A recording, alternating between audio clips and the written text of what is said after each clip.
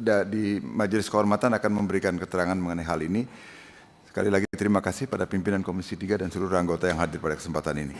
Pertama-tama kami ingin menjelaskan sikap kami, bukan hanya sikap saya pribadi, tapi sikap kami Majelis Kehormatan. Bahwa sepanjang menyangkut kewenangan kami tidak boleh ada satu lembaga pun yang boleh mengintervensi, termasuk Hakim Konstitusi yang mengangkat kami.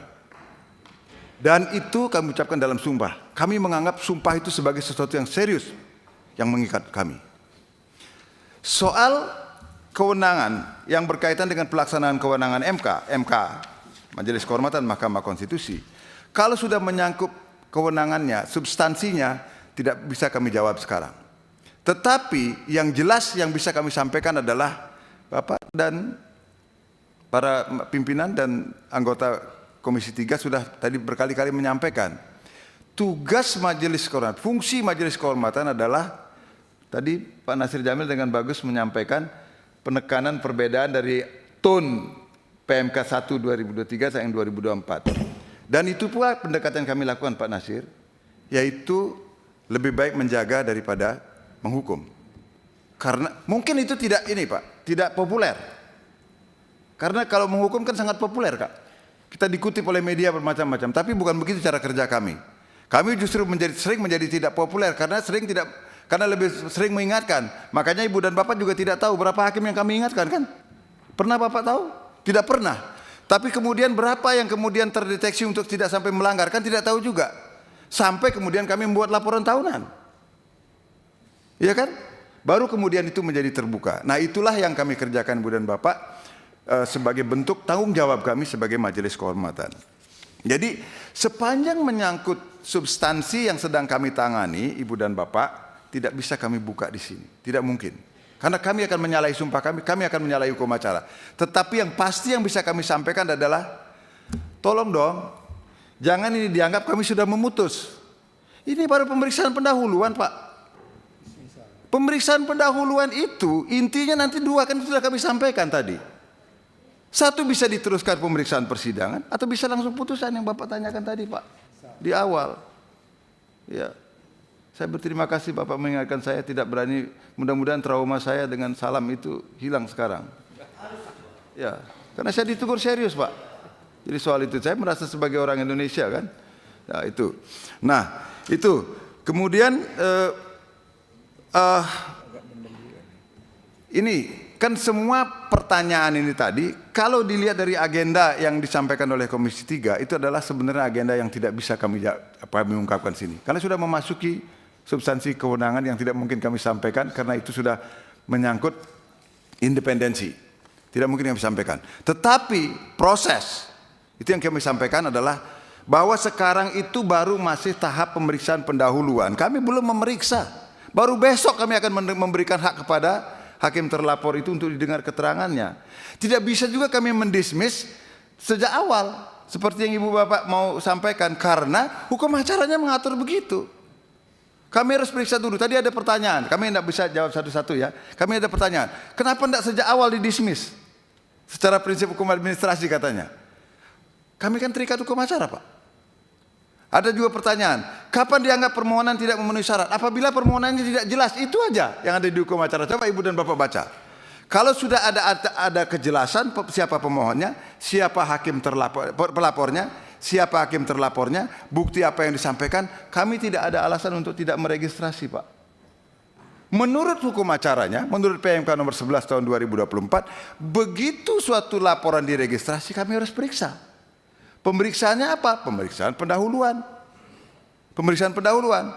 Bukan kami belum memutus ini, baru memeriksa pendahuluan. Tolong terangkan dulu laporan Anda ini bagaimana. Baru itu aja. Dan kami belum memeriksa hakimnya. Ya, hakim yang kami periksa, bukan calon hakim. Dan juga bukan kebijakan bapak-bapak. Tidak. Nah, terkait dengan komentar saya yang tadi disoroti oleh banyak, itu begini Pak. Waktu itu kami dimintain pertanyaan sebagai mantan anggota panitia ad hoc 1 Badan Pekerja MPR. Harus saya tegaskan. Dan sikap akademik saya dikaitkan dengan sikap akademik saya sebagai guru besar hukum tata negara. Mantan anggota panitia ad hoc 1 Badan Pekerja MPR. Kira-kira kalau bapak-bapak berada dalam posisi saya, apakah saya tidak akan menanggapi soal itu? Kalau soal nanti kaitannya dengan putusan Majelis Kehormatan, Ibu dan Bapak bisa periksa. Selama kami memimpin di Majelis Kehormatan, adakah putusan-putusan Majelis Kehormatan yang ultra vires? Sependek ingatan saya rasanya tidak ada. Kami cukup tahu dan cukup bijak tadi Pak Nasir Jamil menyampaikan mana yang menjadi wilayah kewenangan kami dan mana yang tidak. Dan kami juga mengerti apa yang dimaksud dengan excess du pouvoir, menyerobot kewenangan lembaga negara lain yang secara hukum administrasi itu tidak dapat dibenarkan. Benar, kami juga mengetahui dan sangat menghormati bahwa usulan untuk mengusulkan hakim konstitusi ada dari 3 cabang kekuasaan negara, DPR salah satunya, dan itu kompetensi absolut, tidak mungkin kami ganggu gugat. Tidak mungkin itu kami ganggu gugat. Yang menjadi soal, dan itulah yang dipersoalkan oleh para pelapor yang belum kami putuskan. Apakah nanti seperti apa bentuk putusan kami itu adalah apakah proses transparansi itu sudah berjalan apa belum dalam proses pemilihan hakim. Kan itu ya. Apakah itu menjadi kewenangan kami? Nah, Bapak, saya ingin menyampaikan bahwa tugas kami, Ibu dan Bapak sudah berkali-kali mengingatkan kami dan terima kasih untuk soal itu. Kami memeriksa hakim konstitusi yang melanggar ini. Itu job description yang diberikan kepada Majelis Kehormatan. Tapi kan ada dalil-dalil pemohon yang harus kami periksa, dan itulah fungsi pemeriksaan pendahuluan untuk menjelaskan bagaimana keterangan dari para pelapor ini. Itu yang kami laporkan, Ibu dan Bapak. Jadi kalau di sini tadi siapa yang meminta? Bapak meminta kami, laporan kami itu adalah begitu sangat normatif katanya. Yang diberikan bagaimana tentang proses Pak Adus Kadir, nggak mungkin kami sampaikan Pak. Itu adalah independensi kami. Kalau itu yang Bapak minta, lebih baik saya minta diberhentikan jadi Majelis Kehormatan. Serius. Karena itu adalah mahkotanya Majelis Kehormatan Pak. Nggak bisa kami paparkan di hadapan orang lain, karena itu harus kami rahasia bertiga. Bahkan staf pun tidak tahu ketika kami akan memutus itu. Termasuk sikap untuk memutuskan apakah ini akan dilanjutkan atau tidak. Ini masih dalam proses pemeriksaan pendahuluan Pak. Tetapi begitu ada laporan yang masuk, kami tidak mungkin untuk menolaknya begitu laporan itu memenuhi syarat. Itu yang diperiksa dalam laporan pendahuluan. Kami belum memutuskan, karena besok baru kami akan mendengarkan. Kan harus fair dong kami, ada pihak yang dilaporkan. Kami kan harus berikan kesempatan kepada beliau bagaimana prosesnya yang tadi Ibu dan Bapak sudah sampaikan. Sekali lagi kami berterima kasih kalau itu prosesnya. Dan sebenarnya kan kami tidak memasuki wilayah itu. Nah, tapi kami harus berikan kesempatan karena beliau, Pak Adis Kadir, dilaporkan oleh para pelapor ini. Nah, ya kemudian ya tentu saja pemberitaan menjadi besar ya, karena ini bagian dari proses demokrasi kan. Menurut saya itu ya tidak apa-apa juga, tetapi kami kan tidak boleh terpengaruh oleh itu Pak. Kami tetap berpegang pada hukum acara yang diberikan oleh Peraturan Mahkamah Konstitusi nomor 11 tahun 2026. Itu pegangan Pak, itu kitab suci kami itu Pak. Itu yang akan kami kerjakan juga. Tetapi begitu laporan masuk dan memenuhi syarat, memang nggak mungkin kami tidak memeriksanya. Minimal sampai pemeriksaan pendahuluan untuk menentukan sikap kemudian. Itu yang harusnya. Nah, tapi kalau kemudian begitu kami memeriksa di pemeriksaan pendahuluan, Ibu dan Bapak sudah menanyakan bagaimana nanti sikap Majelis Kehormatan, kami tidak bisa menyampaikan itu. Itu yang saya katakan. Kalau itu kami sampaikan, lebih baik saya diberhentikan sebagai anggota Majelis Kehormatan. Interupsi pimpinan. Itu. Tidak diberikan kesempatan interupsi. Lanjutkan, Prof. Ya, itu karena itu adalah mahkotanya kami, Pak.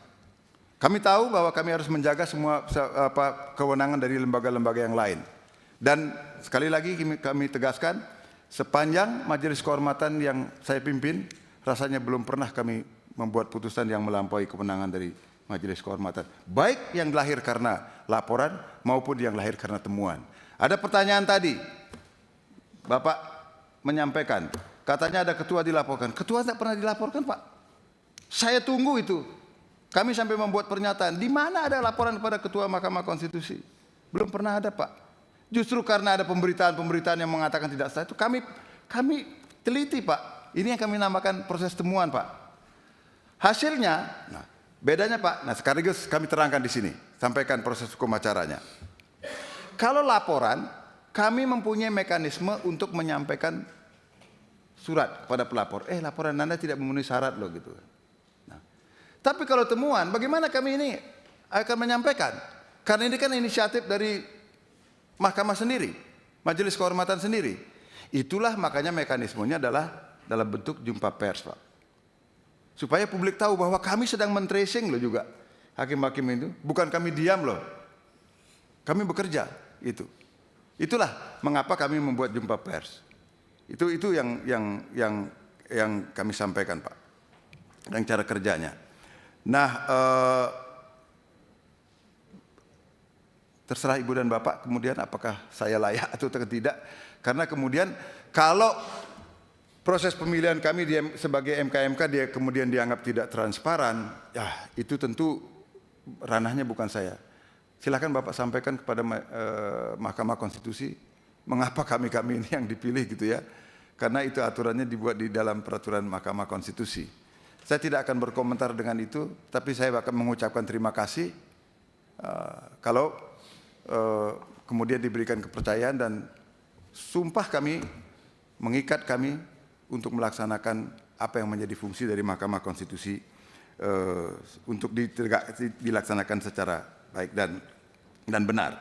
Nah, tentang sebenarnya kalau kami mencoba memahami pertanyaan Bapak-Bapak Komisi 3 yang terhormat dari tadi itu kan isinya kekhawatiran bahwa Majelis Kehormatan Mahkamah Konstitusi akan memeriksa proses, akan memeriksa bagaimana proses politik di DPR dan sebagainya.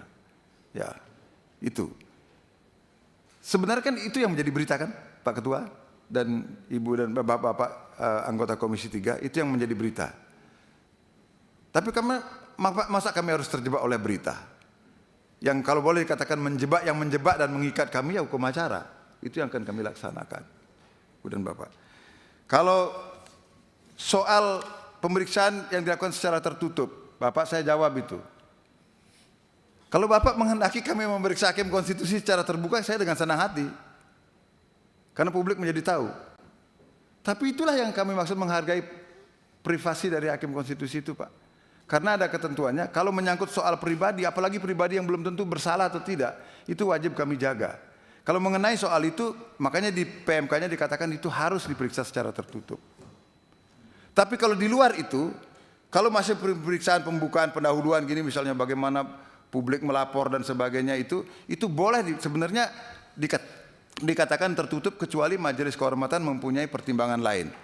Kami tidak mau itu juga bersifat terbuka, Pak. Karena khawatir itu juga akan nanti mengadili orang yang belum tentu bersalah secara etik.